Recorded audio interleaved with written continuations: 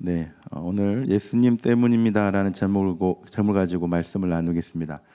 우리가 보통 이제 관계를 맺다 보면 참 쉽지 않은 관계가 있습니다. 여러 가지 환경 때문에 쉽지 않은 관계가 있는데 첫 번째로 이제 지역적인 이유 때문에 이제 관계가 잘 이루어지지 않은 경우가 있습니다. 2011년에 뭐 이 지역적인 관계를 잘 표현한 영화가 있는데요. 아마 아시는지 모르겠지만 그 위험한 상견례라는 영화입니다. 혹시 이 영화 보셨는가요? 엊그제 위험한 상견례 2를 OCN에서 하더라고요. 네, 이게 무슨 내용인지 모르시나요? 앞에 보는 건 원인데 잠깐 제가 설명드리겠습니다. 그 광주에 살고 있는 그 만화 작가 남자 주인공입니다. 현준과 그 부산에 살고 있는 다홍이 여자 주인공이죠. 이 둘이가 이제 펜팔로 연애를 합니다. 예, 중고등부대들한테 펜팔하면 뭔 말인지 모르는데 여러분들 아시죠? 펜팔. 아마 여기 앉아 계신 분 중에 하신 분도 계시죠? 예, 펜팔로 연애를 합니다. 그러니까 광주에 살고 있는 남자와 부산에 살고 있는 여자가 이렇게 펜팔로 연애를 하는데 이제 결혼을 하기 위해 이제 양가 부모님께 인사드리러 가지만 이 다홍이 가족, 여자 주인공 가족은 찐 경상도 집안입니다. 예, 롯데 자이언츠를 좋아하는 그런 찐 경상도 집안이고 반대로 현준이네 가족은 찐 전라도 집안입니다. 예, 뭐 혜태 타이거즈를 좋아했겠죠. 서로의 부모님 앞에서 자신의 고향과 말투를 하지 않으려고 이렇게 고군분투하는 영화입니다. 그러니까 상견례 하는데 전라도인 남자 중 현주는 이제 와쇼잉 이런 걸 안 하려고 전라도 사투를 막 숨기고 다홍이는 경상도 말을 하지 않으려고 말을 숨깁니다. 재밌습니다. 여유를 한번 보세요. 네. 투는 조폭 가족과 경찰 가족이 이제 상견례하는 재밌겠죠. 여튼 재밌습니다. 여튼 이 영화의 중요한 소재는 그 경상도와 전라도가 참 관계하는 것이 결혼하는 것이 쉽지 않다라는 것을 이제 보여주는 영화입니다. 제가 알고 있는 성도분들 중에 그 이 전라도 경상도가 이렇게 사돈 맺은 그런 부부 어떤 성도분도 본 적이 있는데 참 예전에 요즘에는 그런 게 없지만 예전에는 참 그게 쉽지 않았다라는 그런 일도 있었죠. 뭐 이런 지역적인 예도 있지만 뭐 역사적인 예도 있겠죠. 우리나라와 뭐 일본과의 관계는 뭐 더할 나위 없겠죠. 이런 말이 있습니다. 일본에게는 가위바위보도 이겨야 됩니다. 예, 일본 말로 짱겜뽀. 예, 가위바위보도 이겨야 된다라는 거죠. 왜 그렇습니까? 일본하고 역사적으로 임진왜란, 뭐 일제강점기, 독도는 예, 한국 땅이죠. 네. 독도는 자꾸 자기네들 땅이라고 우기니까 이런 분쟁 때문에 이제 일본하고는 역사적으로 잘 안 맞습니다. 그래서 가위바위보도 우리는 이겨야 됩니다라고 하는 말이 있습니다. 역사적으로 끊임없이 하나 되지 못하고 갈라져 왔죠. 그래서 일본은 가깝고도 먼 나라가 일본인 것 같습니다. 제가 얼마나 가까운 걸 느꼈냐면 제가 이제 대학교 다닐 때 그 영도 이제 부산에 영도라는 데가 있는데 영도의 날 좋은 날 일본 쪽을 바라보면 대마도가 보입니다. 진짜 보입니다. 다음에 가서 보세요. 진짜 이제 대마도 보이는데 진짜 가깝습니다. 하지만 뭔가 관계적으로는 먼 나라 같죠. 일본 국민과는 감정이 없지만 왠지 일본 정부와는 쉽지 않은 것 같습니다. 뭐 그밖에 쉽지 않은 관계가 여러 있죠. 뭐 여당이든 야당이든 쉽지 않고 남이든 저 북이든 뭐 쉽지 않은 관계가 여러 가지로 있습니다. 그럼 왜 이러한 관계, 이 불편한 관계가 많은 걸까? 그리고 이러한 관계가 왜 저렇게 악화되는 이유는 무엇일까라고 생각해 보면 그 서로의 관계 속에서 자신의 이익만을 추구하고 있기 때문인 것 같습니다. 그러니까 다른 사람을 밟고 일어서려는 나의 이익만을 찾기 때문에 이런 관계가 틀어지지 않는 것은 아닐까. 그러니까 뭐 여러 가지가 있겠지만 뭐 대표적으로 나의 이익을 추구하는 것 때문이겠죠. 김병삼 목사님의 하나님의 마음 알기에 보면 이러한 내용이 있습니다. 세상 사람은 자신의 이익을 추구하며 살아가지만 우리는 서로 돌보고 선행을 격려하기 위해 서로를 이룹니다. 세상은 자기 유익만 구하라고 하지만 성경은 하나님의 자녀인 이 세상의 모든 지체를 생각하라고 말씀합니다. 화면이 안 나오네. 제가 준비를 한 것 같은데. 네. 네, 나왔습니다. 제가 다시 한번 읽어드리겠습니다. 책에 보면 세상 사람은 자신의 이익을 추구하며 살아가지만 우리는 서로 돌보고 선행을 격려하기 위해 무엇을 이루죠? 서로를 이룹니다. 세상은 자기 유익만 구하라고 하지만 성경은 하나님의 자녀인 이 세상의 모든 지체를 생각하라고 말씀합니다. 세상이 끊임없이 하나 되지 못하는 이유는 자신만의 이익을 추구하기 때문입니다. 그런데 더욱더 큰 문제는 우리 그리스도인들이 이 세속적인 모습에 물들고 있다는 것입니다. 교회 가운데 이러한 모습이 침투하고 있다라는 것이죠. 자신만의 이익을 추구하게 된 교회의 모습이 요즘 우리 현대 교회 많이 보이는 것 같습니다. 서로가 사라진 교회는 결국 자신만 바라보게 됩니다. 이것을 잘 보여주고 있는 비유가 그 선한 사마리아인의 비유죠. 너무나도 유명한 비유입니다. 우리 그리스도인들에게 서로와 이웃에 대한 굉장히 좋은 비유입니다. 여러분, 선한 사마리아인 비유에는 몇 사람이 등장합니까? 세 사람이 등장합니다. 제사장과 레위인과 사마리아인이 등장합니다. 그런데 이 세 사람이 똑같이 한 사람을 만나게 됩니다. 누굴 만나죠? 강도 만난 사람을 만나게 됩니다. 그런데 이 강도를 만났는데 선한 행동을 한 사람은 제사장, 레위, 사마리아인 중에 누굽니까? 사마리아인입니다. 왜 나머지 두 사람은 도와주지 않았을까요? 앞에 서론에 비춰서 생각해 보면 그 이유는 강도 만난 일을 도와주는 것이 제사장으로서 또 레위인으로서 나에게 어떤 이익을 주지 않거나 내가 손해 보는 일이기 때문에 도와주지 않는 것 같습니다. 경제적으로 혹은 율법적으로 뭔가 내가 손해 보는 것 같으니까 그런 강도 만난 자를 도와주지 않는 것이죠. 하지만 나만을 바라보지 않고 서로를 바라보는 것은 그리스도인의 당연한 행동입니다. 이 선한 사마리아인의 비유를 우리 서양의 유명한 화가죠, 렘브란트가 좀 재밌게 표현했는데 한번 그림을 한번 보여주겠어요? 렘브란트 아시죠? 네, 렘브란트. 그 저번에 목사님 설교도 한번 저 화가의 작품이 나온 적이 있는데, 렘브란트의 특징은 그 빛과 그림자를 잘 묘사해서 그 인물을 이제 묘사하는데, 저 컬러로 되어 있는 왼쪽 편에 있는 게 먼저 그린 거고요. 뒤에 나온 것이, 그러니까 저 오른쪽에 있는 것이 그 3년 뒤에 그려진 선한 사마리아인의 비유입니다. 그래서 첫 번째는 뭐 컬러지만 뒤에 좀 소묘라고 하죠. 저렇게 연필로 그린 그림인데, 여러분 저 두 그림이 똑같은 화가 그렸는데, 똑같은 화가가 똑같은 사건을 그렸는데 다른 점이 하나 있습니다. 숨은 그림 찾기 같은데 무엇일까요?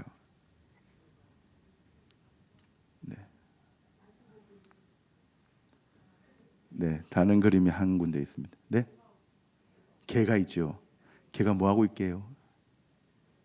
개를 키워보신 분 아실 건데, 네, 맞습니다. 응가하고 있습니다. 개는 암놈이고 순놈이고 저렇게 응가를 저렇게 합니다. 네, 한번 더 눌러주시고요. 제가 빨간 걸 표시했는데, 렘브란트가 저 선한 사마리아인과 그 개를 동일시 저기 일직선상에 놓았습니다. 동일한, 그러니까 선한 사마리아의 모습이 결국 이 개의 모습이라는 건데, 근데 개가 뭘 하고 있죠? 네, 응가를 똥을 누고 있죠. 이게 무슨 말이냐? 선한 사마리아인이 똥 누는 사람이냐? 이게 아니라 선한 사마리아인이 선한 행동을 하는 것은 저 똥 누는 개처럼, 여러분 개가 똥을 누는 건 자연스러운 일이죠. 생리적인 일이죠. 그리스도인이 사람을 도와주고 선한 일을 하는 것은 개가 똥을 누는 것처럼 당연한 일이다라는 거예요. 자연스러운 일이다라는 것을 보여주는 것입니다.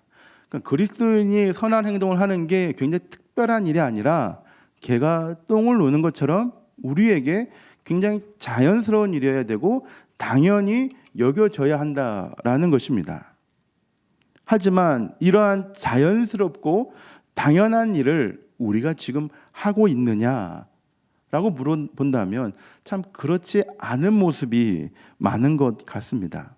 우리 또한 레위인과 제사장처럼 나만의 유익을 위해, 자신만의 이익을 위해서만 살고 있지 않습니까? 방금 그림처럼 자연스러운 일이 되어야 되는데 굉장히 우리에게 선한 일이, 특별한 일이 돼 있지는 않습니까? 이러한 우리에게 오늘 본문은 도전을 줍니다. 24절이죠. 서로를 돌아보아 사랑과 선행을 어떻게 하라죠? 격려하며. 지금 히브리서의 배경을 잠시 살펴보면 이 히브리서를 읽는 독자들은 유대 그리스도인으로서 같은 유대인들에게 핍박을 받는 상황이었습니다. 같은 유대인이지만 예수님을 믿는다는 이유만으로 핍박받는 것은, 같은 동족에게 핍박받는 것은 너무나도 큰 고통이자 어려움입니다. 그러한 고통 가운데 있는 이들에게 히브리서 저자는 이렇게 말씀합니다. 너희들끼리, 핍박을 받는 너희들끼리 서로를 돌아보아 사랑과 선행을 격려하라 라고 합니다. 자신들의 이익만을 추구하지 말고 서로를 돌아보라고 말씀합니다. 여러분, 쉽겠습니까? 우리가 주변을 돌아보고 사랑과 선행을 베푸는 것이 쉬울까요? 만약에 내 삶 가운데 어떠한 일이 일어나지 않는 가운데서 내 주변을 돌아보는 것은 굉장히 쉽습니다. 하지만 지금 나도 힘들어 죽겠는데 주변을 돌아보고 사랑을 베푸는 것은 결코 쉬운 것이 아닙니다. 예전에 여러분들, 저는 그런 경험이 있는데 반지에 사탕이 끼어진, 그러니까 사탕 반지가 있었습니다. 그래서 그 사탕을 이렇게 빨아먹는데요. 상상만 해도 웃기는 거예요, 제가. 그때는 저도 작아서 사탕도 제 입에 잘 맞았거든요. 근데 이 사탕을 이렇게 빨고 있으면 꼭 옆에 있는 친구가 뭐라 할까요? 한 입만 달라는 거예요. 여러분, 제가 쌍반지 끼고 있으면, 쌍반지 캔디를, 이게 사탕을 끼고 있으면 내 거 빨고 이렇게 네 거 빨고 그래서 왔다 갔다 할 수 있지 않습니까? 뭐 예를 들어 제 검지에 내 거, 소지에 그 친구 거, 이러면 빨고 하면 되잖아요. 근데 이 하나인데 한 입만 줘 이러면 어떻게 해야 될까요? 같이 서로의 그 아밀라즈입니까? 그 침을 좀 공유해야 될까요? 네. 옛날에 침 섞이면 죽는다는 말도 있었거든요. 네. 제가 줬을까요? 그 다음 행동이 저는 아직도 기억나는데 그 사탕을 어떻게 했을까요? 깨물어 먹었습니다. 더 이상 저에게 찝적대지 못하도록 깨물어 먹었습니다. 왜 그럽니까? 쉽지 않죠. 내가 지금 여유롭고 풍요롭고 무엇인가 많으면 나눠줄 수 있습니다. 하지만 지금 나도 사탕이 하나밖에 없는데, 나도 내 먹기 힘들어 죽겠는데 내 주변을 돌아본다는 것은, 사랑을 베푼다는 것은 쉬운 것이 아닙니다. 그런데 쉽지 않은 일이지만 우리에게는 우리 주변을 돌아보아야 하는 의무가 있습니다. 왜냐하면 그것이 우리 그리스도인의 책무이자 우리를 향한 하나님의 마음이기 때문입니다. 이러한 말이 있습니다. 그리스도인은 좋은 일만이 아니라 가장 험하고 어려운 일을 함께 헤쳐나가는 자들이고, 함께 자멸하는 게 아니라 함께 살아내는 자들이다라는 말이 있습니다. 그렇습니다. 하나님의 마음은 오늘도 우리가 그럴 수 없는 상황에서도 서로를 돌아보며 함께 자멸하는 것이 아니라 함께 살아내는 것, 그것이 우리를 향한 하나님의 마음인 것입니다. 그러니까 우리는 모여야 합니다. 함께 헤쳐나가고 함께 살아내기 위해 우리는 한 곳으로 모여야 합니다. 한 교회의 모습으로, 한 구역의 모습으로, 한 선교회의 모습으로 우리는 모여야 하는 것이죠. 수도권 2명, 전라도 2명, 경상도 2명. 이게 무슨 숫자일까요? 수도권 2명, 전라도 2명, 경상도 2명. 둘입니다. 네, 저희 교육자들의 출신입니다. 네.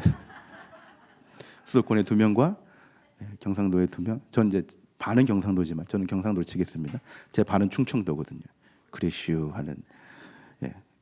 수도권 2명, 전라도 2명, 경상도 2명. 생각하지 마세요. 맞아요. 제가 충분히 생각해봤습니다. 네. 교육자들의 출신 지역이거든요. 서로가 다른 지역에서 왔지만 한 교회, 행복한 교회에 모여 헤쳐나가기 위해 교역자로 모인 것이죠. 그렇기 때문에 우리는 모이기를 힘써야 합니다. 한 교회에 모여서 함께 이 어려운 난국을 헤쳐나가고자 한 자리에 모여야 한다는 것이죠. 그렇다면 구체적으로 서로를 돌아보며 격려하고 칭찬하는 모습은 어떤 모습일까요? 첫 번째, 서로 즉 함께하는 것을 즐겨해야 합니다. 교회에는 두 직분이 있습니다. 그냥 권사님, 집사님, 장로님과 그 집사님, 권사님, 장로님입니다. 이게 무슨 말이냐? 교회에서 직분을 받았지만 서로 교제를 하지 않으면 중직자들, 교역자들만 아는 그냥 집사님입니다. 하지만 우리가 서로 교제를 하고 함께하고 서로 섬기면 그 집사님이 됩니다. 유명하시죠? 김춘수 시인의 꽃이라는 시가 있습니다. 아십니까? 저도 요즘에 제가 목사님 설교 듣다가 목사님이 시를 이제 설교 시간 해주길래 제가 시집을 한번 봤습니다. 여러분 요즘에 시집 한번 보세요. 은혜가 되는 시도 있는데 제가 이제 시집을 막 찾다가 이 김춘수의 꽃을 너무나 유명한 시죠. 낭낭한 목소리를 읽어드리겠습니다. 내가 그의 이름을 불러주기에는 그는 다만 하나의 몸짓에 지나지 않았다. 내가 그의 이름을 불러주었을 때 그는 나에게로 와서 무엇이 되었다? 꽃이 되었다. 오늘 집에 가서 한번 해보세요. 우리 남편분 아내분에게 내가 너의 이름을 불러주니 너는 꽃이 되었어 라고. 김춘수 시인의 꽃이라는 시인데요, 우리가 서로의 이름을 불러주기 전에는 우리는 그저 그런 들풀밖에 되지 않습니다. 하지만 우리가 교회에서 서로의 이름을 불러주면 우리는 서로에게 소중한 꽃이 됩니다. 우리가 보통 그럴 때가 있지 않나요? 별말 안 했는데 나랑 가까운 사람이 내 손을 꼭 잡고 이름만 불러주면 그냥 눈물이 주르르 흐르는, 혼자인 줄 알았는데 누군가 나 이름을 불러줌으로 말미암아 내 마음에 응어리졌던 것들이 싹 씻겨 내려져 가는 그런 감동적인 순간들. 이러한 것이 가능한 이유는 저와 여러분들이 혼자 있는 것이 아니라 서로이기 때문입니다. 지금 히브리서 기자도 그 어떤 것보다도 서로라는 것을 굉장히 강조하고 있습니다. 서로의 이름을 불러주며 이 어려움을 극복하기 원하고 서로의 아픔을 만져주며 이 박해를 이겨내기 원하며 서로의 모습을 돌아보며 이 핍박을 버티기 원하는 그런 공동체의 모습을 강조하고 있는 것이죠. 그렇기 때문에 서로를 돌아본다는 것은 소극적인 자세가 아니라 적극적인 자세입니다. 모이고 함께한다는 것에 대해 적극적인 자세에 대해서 권면하는 것입니다. 세상은 자기중심적이고 이기적이라고 할지라도 우리 그리스도인들은 절대로 그러지 말라라고 합니다. 요즘 대신방을 다니다 보면 함께 한다는 것이 얼마나 소중한 것인가를 깨닫게 됩니다. 사연 없는 가정 없고 슬픔 없는 가정 없습니다. 저마다 사연이 있고 힘듦이 있습니다. 이러한 어려움 속에서 야생화처럼 홀로 신앙생활을 한다면 버틸 수 있을까요? 절대로 그럴 수 없습니다. 그렇지 않고 서로, 즉 한 구역으로 모여 함께 모여 서로의 이름을, 서로의 구역 식구들의 이름을 불러주는 것, 그것이 얼마나 값지고 행복한 일인지 제가 신방을 하면서 절실히 깨닫게 되었습니다. 왜냐하면 세상은 자신들의 이익을 위해서만 저의 이름을 부르지, 저의 이익을 위해서 세상은 저의 이름을 부르지 않기 때문입니다. 서로의 이름을 불러주는 것은 다른 것이 아닙니다. 그 사람을 우리 공동체로 받아주는 것입니다. 그냥 아무개 집사가 아닌, 그냥 집사가 아닌 우리 그 권사님, 그 집사님으로 영접하는 것이죠. 그렇기 때문에 같이 모이는 것을 즐겨해야 합니다. 마지못해서 억지로 끌려가는 그런 모임이 아닌 우리가 자원하는 마음으로 우리는 함께하며 즐거운 마음으로 서로의 이름을 불러줘야 합니다. 저는 참 그 식구라는 말이 너무 좋은데요, 거두절미하고 식구는 미우나 고우나 함께 식사하는 자들이 식구입니다. 우리 구역 식구는 내 식구입니다. 예수 그리스도의 보혈로 혈연 관계가 된 우리의 식구인 줄 믿습니다. 그러니 더욱더 모여야 하고 함께 해야 하고 서로여야 합니다. 그런데 성도 여러분, 우리가 단순히 모인다고 끝일까요? 그냥 모이기만 해야 될까요? 그냥 모이고 이름만 불러주는 것으로 끝내야 될까요? 아니라는 것입니다. 두 번째로는 우리는 함께함으로, 함께 모여서 서로함으로 격려하고 칭찬해야 합니다. 여러분, 저에게 가장 최고의 칭찬은 무엇일까요? 살 좀 빠지셨어요. 네. 네. 감사합니다. 그것도 좋은 칭찬입니다. 네. 많이 들어보고 그랬는데 좋죠. 네. 설교 은혜 많이 받았습니다. 그것도 최고의 칭찬입니다. 하지만 그것보다도 저에게 최고의 칭찬은 목사님과 함께해서 너무 좋습니다입니다. 그러면서 생각해 보았습니다. 칭찬과 격려는 자기가 하고 싶은 말을 하는 것이 칭찬이 아니라 상대방이 듣고 싶은 말을 하는 것이 칭찬이 아닌가라는 생각을 해보게 되었습니다. 우리는 칭찬과 격려를 할 때 그 사람을 평가하면서 칭찬하고 격려를 합니다. 하지만 진짜 좋은 칭찬과 격려는 그 사람 자체를 받아들이는 것이 좋은 격려와 칭찬입니다. 각 사람에게는 좋아하는 스타일이 있습니다. 자신의 스타일과 맞지 않으면 조금은 불편하겠죠.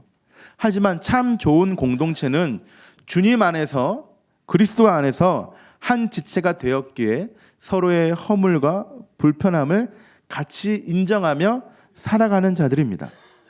우리는 아직 완벽하지 않기 때문에 함께 지어져 가야 합니다. 스타일이 달라도 함께 같이 하며 격려하고 칭찬해줘야 합니다. 그래서 에베소서 2장 21절에 이런 말씀이 있죠. 그의 안에서 건물마다 서로 연결하여 주 안에서 성전이 되어가고 너희도 성령 안에서 하나님이 거하실 처소가 되기 위하여 그리스도 예수 안에서 함께 해져 가느니라? 지어져 가느니라. 함께 지어진 자가 아니라 함께 지어져 가는 자들입니다. 아직 다 지어지지 않았기 때문에 저와 여러분들에게는 다른 스타일도 있고 흠도 있고 부족함도 있습니다. 그러므로 아직 완성되지 않은 모습을 보고 비난하고 지적할 것이 아니라 그 부분을 격려해주고 칭찬을 해줘야 합니다. 여러분, 집을 짓다 보면, 건물을 짓다 보면 이렇게도 지어보고 설계도도 다시 보고 자재도 바꿔봅니다. 왜? 시행착오가 있기 때문에. 집을 지을 때 시행착오가 있다고 해서 잘못된 것은 아닙니다. 왜냐하면 과정이기 때문입니다.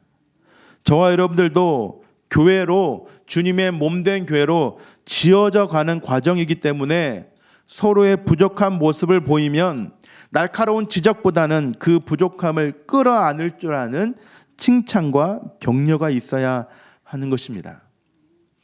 교회는요, 우리의 꿈이 실현되는 곳이 아니라 예수님의 꿈을 꾸는 자들의 모임입니다. 그렇기 때문에 예수님의 꿈이 실현될 수 있도록 우리는 주님의 마음으로 칭찬하고 격려해야 합니다. 형식적인 칭찬과 격려가 아닌 그 사람이 살 수 있는, 살아낼 수 있는 칭찬과 격려를 해야 합니다.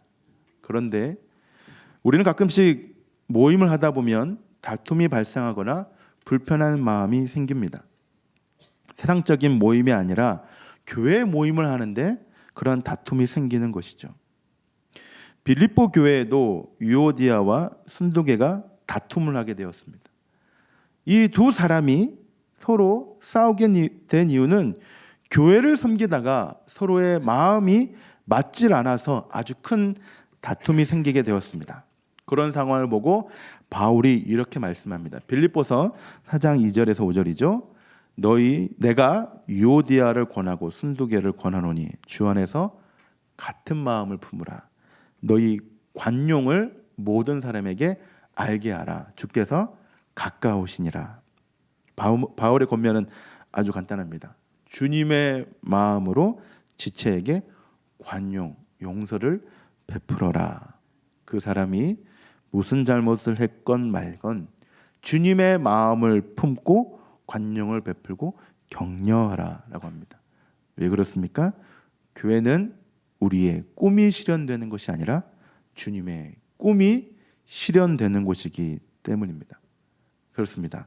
교회는 주님의 꿈이 온전히 실현되는 세상의 소망과 같은 곳입니다. 그렇기 때문에 교회는 주님의 마음으로 서로를 격려해야 합니다. 사랑해주고 보듬어줘야 합니다. 유대인이 학살되었던 홀로코스트 당시 현장에는 이런 글귀가 있었습니다. 어려운 일을 당할 때 돕지 않으면 자신도 어려움을 당할 때 도움을 받지 못합니다. 내 옆에 있는 지체에게 지금 칭찬하고 격려를 하는 것은 지금 내 옆에 있는 지체에게 하는 것이 아니고 결국 나에게 하는 것이고 마지막으로는 곧 주님께 하는 것입니다. 그 주님의 꿈이 교회에서 실현되는 것, 그것이야말로 오늘을 살아가는 우리의 유일한 목적이 될 수 있는 것입니다.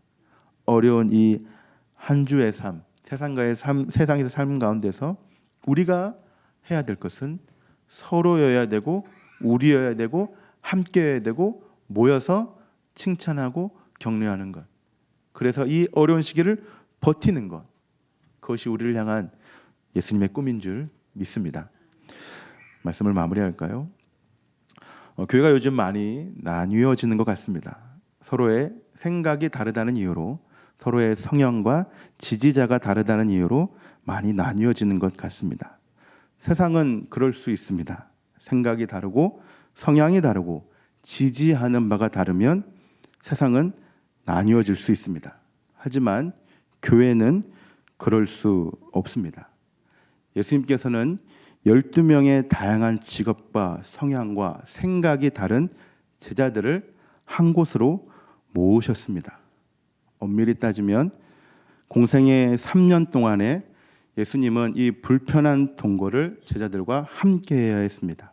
제자들도 불편했겠죠. 3년 동안 나와 전혀 성향과 모든 것이 다른 사람들과 함께하는 것 쉽지 않았을 것입니다. 하지만 성경 어디에도 12명의 제자들끼리 다투고 나뉘어지고 분열되고 불편했다는 말은 없습니다. 왜냐하면 예수님 때문입니다. 예수님이 그들의 진정한 머리가 되셨기에 그런 일이 일어나지 않는 것입니다. 하나님이 내 편이 되는 것이 아니라 내가 하나님의 편이 되어야 하는 것입니다. 하나님은 누구의 편이 되어야 하는 것이 아니라 우리 자신이 오직 하나님의 편이 되어야 하는 것입니다. 저는 유명한 찬양이죠. 예수님 때문에 형제를 사랑합니다. 예수님 때문에 자매를 사랑합니다. 어떠십니까? 내 생각과 달라도 요즘 예수님 때문에 형제를 혹은 자매를 사랑하고 있습니까? 요즘 한국교회에 필요한 구절이 히브리서 10장 25절입니다. 25절 같이 한번 읽어볼까요? 시작. 모이기를 패하는 어떤 사람들의 습관과 같이 하지 말고 오직 권하여 그날이 가까움을 볼수록 더욱 그리하자. 여기서 말하는 어떤 사람들의 습관은 오직 자신의 생각과 자신만 최고라고 하는 유대 율법주의자들이었습니다. 그들은 유대 그리스도인들처럼 주님의 이름으로 모이기를 싫어했습니다. 서로를 돌아보고 함께하고 격려하는 것을 싫어했습니다. 오직 자신과 자신이 믿는 율법과 자신의 생각이 최고였기 때문입니다. 하지만 히브리서 기자는 그들의 습관처럼 하지 말고 주님의 날이 가까우니 더욱더 서로를 돌아보며 사랑으로 칭찬과 격려를 하라고 말씀합니다. 그냥 하라고 하지 않고 더욱 그리하라라고 말씀합니다. 성도 여러분, 정말 우리가 교회 안에서 더욱 그리하고 있습니까? 그 사람을 보듬어주고 안아주고 인정해주고 계십니까? 우리 지난 금요일 기도회 때 나눴던 찬양인데요. 기대라는 찬양은 히브리서 10장 24절 25절을 바탕으로 지어진 찬양입니다. 가사 이런 가사가 있죠. 주 안에 우린 하나 모습은 달라도 예수님 한 분만 바라네. 사랑과 선행으로 서로를 격려해. 따스함으로 보듬어가리. 주님 우리 안에 함께 하시니 형제 자매의 기쁨과 슬픔 느끼네. 내 안에 있는 주님 모습 보내 그분 기뻐하시네. 주님 우리를 통해 계획하신 일, 부족한 입술로 찬양하게 하신 일. 주님 우리를 통해 계획하신 일, 내가 아니라 너를 통해 하실 일 기대해. 그렇습니다. 우리는 다릅니다. 생각이 다르고 여러 가지 모습으로 다를 수 있습니다. 하지만 우리는 주님 한 분만 바라봐야 합니다. 우리가 주님 안에 있지 않고 주님 한 분만 바라지 않는다면 우리는 서로를 격려할 수 없습니다. 그렇기 때문에 우리는 모여서 형제 자매의 기쁨과 슬픔을 느끼며 격려해 줘야 합니다. 서로의 흠을 보지 마시고 서로의 다름을 경계하지 마시고 주님이 그러셨던 것처럼 내 형제를 그리고 내 자매를 품고 사랑하는, 인정하는 저 여러분들 되길 바랍니다. 우리 시간 말씀을 기억하면서 우리 방금 우리 본 가사 찬양을 해볼까요? 우리 기대라는 찬양인데요. 기대라는 이 찬양을 부르면서 정말 나는 이렇게 살고 있는가? 히브리서 기자가 더욱 그리하라고 하는데 나는 정말 그렇게 하고 있는가? 우리 한번 자신의 삶과 또 말씀 묵상하시면서 우리 같이 찬양하겠습니다.